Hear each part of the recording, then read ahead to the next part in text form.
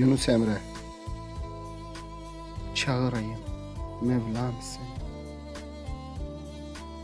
Dağlar ile, taşlar ile çağırayım Mevlam seni. Seherlerde kuşlar ile çağırayım Mevlam seni. Su dibinde mahi ile, sahralarda ahu ile, abdalılık yahu ile çağırayım Mevlam seni.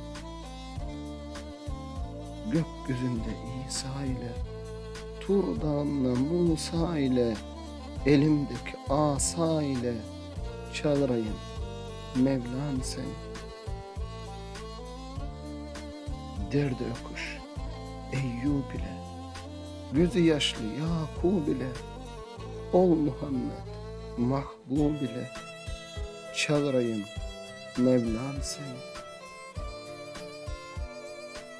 Hamdü şükrullah ile, vasfı kul huvallah ile, daima zikrullah ile çağırayım Mevlam seni.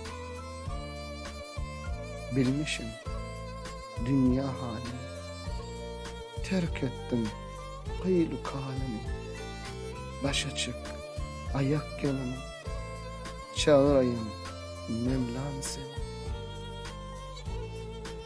Yunus okur diller ile, ol kumru bülbüller ile, hakkı seven kullar ile çağırayım Mevlam.